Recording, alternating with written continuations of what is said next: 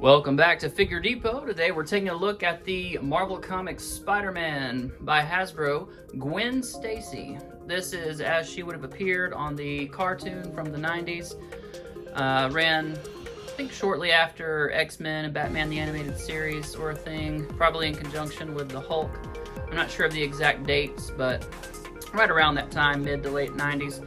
So, stuff we all grew up watching. Very cool, especially here, the little banner at the top is very reminiscent of the title images from the show.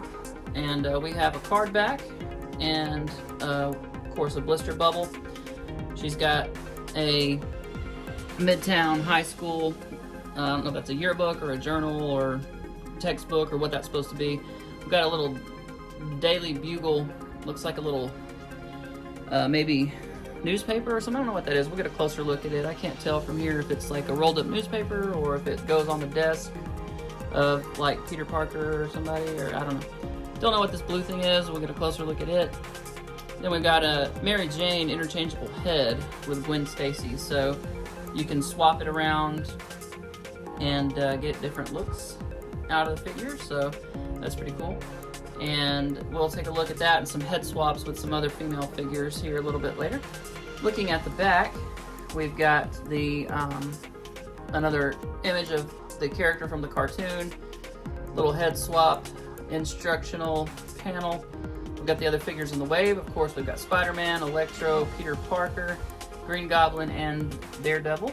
So these are hitting stores now, Walmart, Target. They were available for pre-order. GameStop's not supposed to get theirs till September, I think. So they're about a month behind everybody else who's already putting them out. But anyway, let's get her open and see what's inside. Alright, and here's Gwen Stacy out of the package. Looking in her classic design and style. She has short bangs and nice long hair in the back.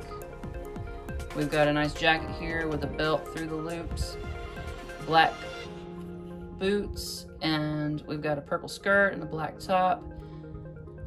And she looks really nice. It's a simple design, but it's definitely very reminiscent of the cartoon, so something we're all going to appreciate and enjoy.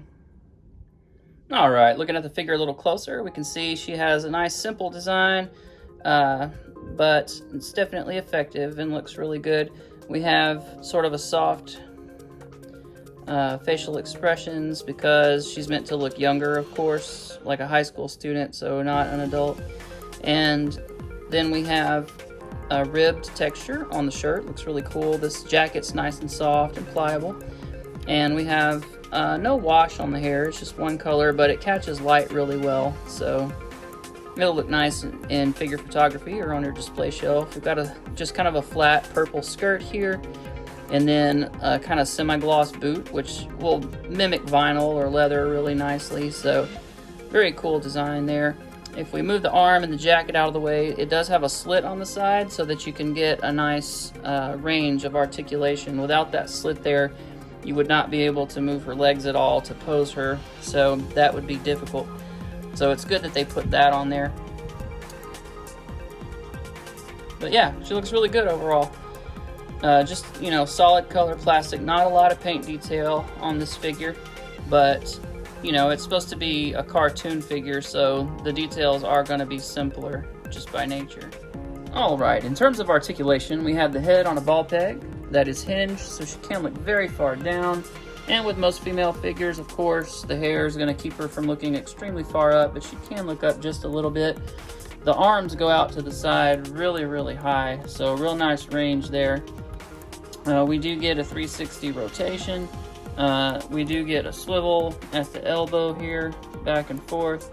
We've seen this, it's just standard female articulation, hands swivel and hinge, of course. Then we do have a diaphragm joint that doesn't give her just a whole lot of movement. No real like waist joint or crunch or anything like that.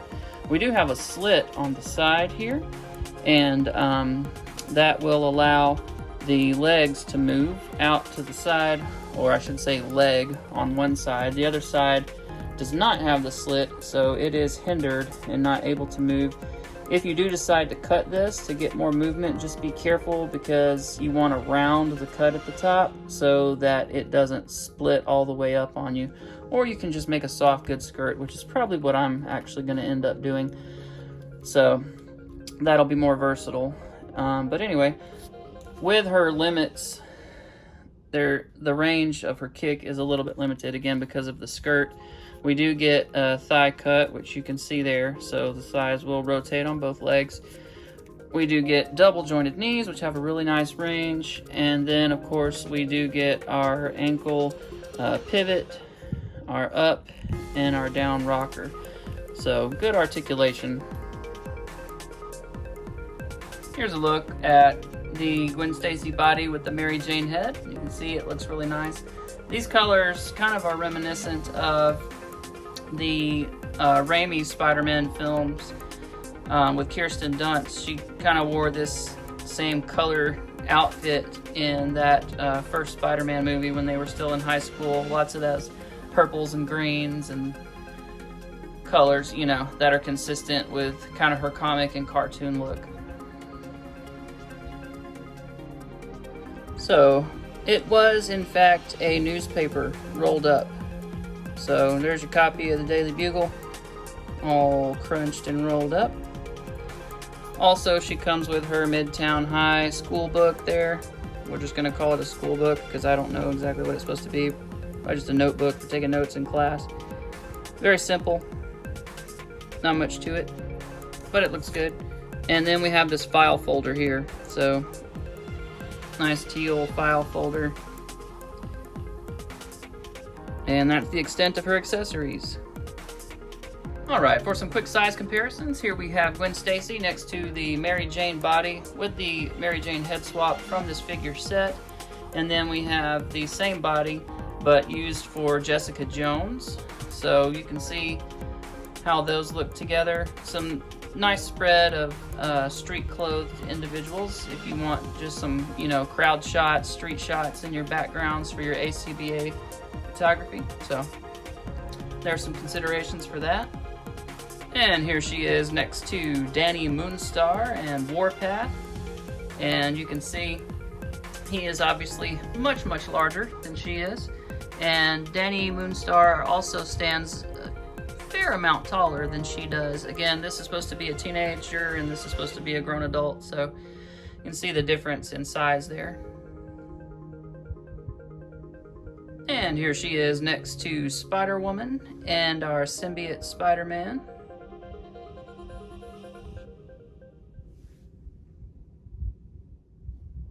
And here she is next to Scarlet from the G.I. Joe Classified line with a Black Widow Target exclusive head swap, of course. And you can see those are actually about the same height.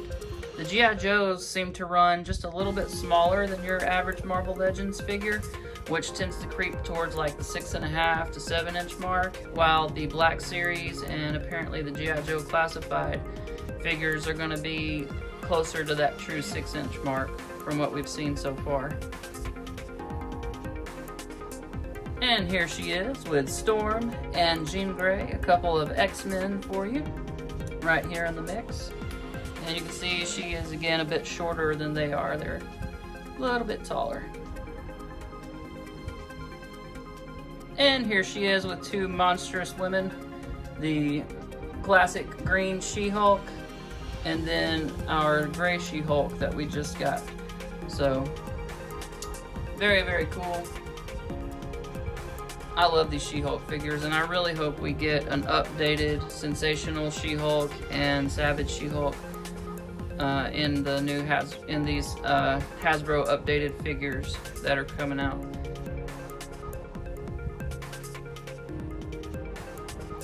And moving out a little further, we get the Marvel Select Rhino figure from Diamond Select Toys and the Kingpin Build-A-Figure from his own Build-A-Figure wave. And you can see how she scales with them.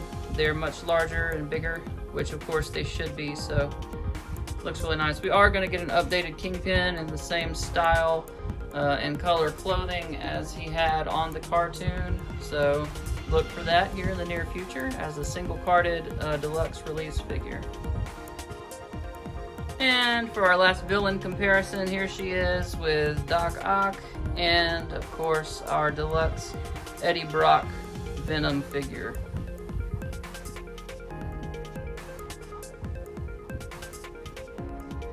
Well, that's gonna wrap it up for me, guys. I hope you enjoyed this review. And it's always fun when they put out retro lines and we get to see characters redone from what we used to get with the old Toy Biz 5-inch figures and now have in our 1/12 scale lines. So loving this figure. It's a very nice addition to my collection. I always like having plainclothes figures because you can do, you know, crowd shots and things with them, so they're very versatile. But anyway, the only complaint I have about this particular figure is her ankles seem a little bit weak, or at least they're difficult to get in a position where she'll balance well. Because of the high heels and the narrowness of the foot, she tends to have a little bit of trouble standing up. So, minor complaint, and I don't know what they could have done differently to get the style that they were going for, but at any rate, still a great figure, looks great, a lot of fun accessories, so I'm pleased with it for sure. I give it probably an 8 out of 10, so solid release for what it is. Well, please leave a comment below. I love hearing from you guys in the comment section, and I love interacting with you on my Instagram page as well. Please let me know what you think about the figure, if you plan on picking her up, and what other figures you plan on getting from this retro wave. I'll see you guys next time.